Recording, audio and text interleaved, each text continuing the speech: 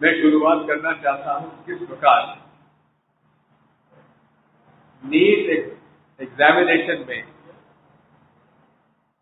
लगातार चौथी या पांचवी बार पेपर लीक हुआ और लगभग 22 लाख छात्र छात्राओं को एक बार फिर से नीट का एग्जाम देना पड़ेगा। क्या कारण है? कारण यही है, यदि आप देखेंगे कि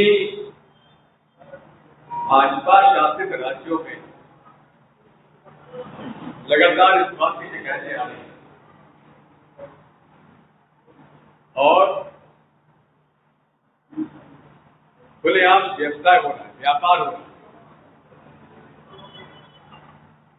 यही नहीं है, 2017 में लीक हुआ पेपर, 21 में हुआ, 24 में हुआ, फिर 26 में भी हुआ और 25 में भी हुआ, लेकिन उस बात स्वीकार नहीं किया गया। लेकिन जो इस बार जो आरोपी है, पिछले साल उस आरोपी के लगभग 5 परिवार के लोग मेडिकल कॉलेज में एडमिशन पाए। पूरे तरीके से पेपर लीक करके पैसे लाखों रुपए, करोड़ रुपए कमाए जा रहे हैं।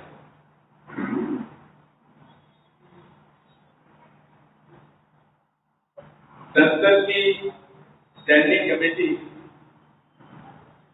जो कि उच्च शिक्षा के मंत्रालय को देखती, उसका मैं अध्यक्ष हूं और हमने 2 प्रतिवेदनों में जैसे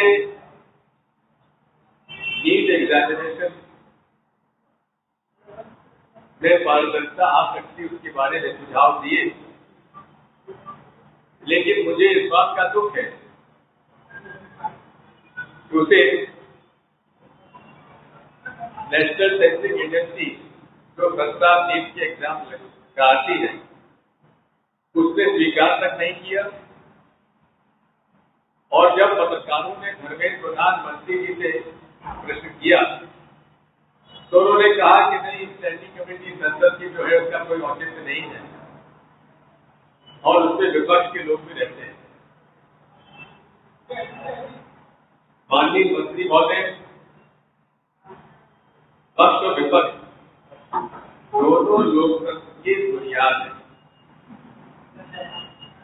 और ये आपका कहना कि आप उसके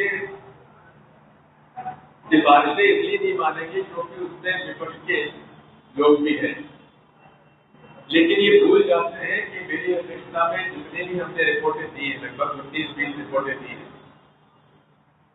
जिसमें बहुमत भारतीय जनता पार्टी के सांसदों का है, लेकिन एक रिपोर्ट में भी डिसेंटिंग नोट नहीं है।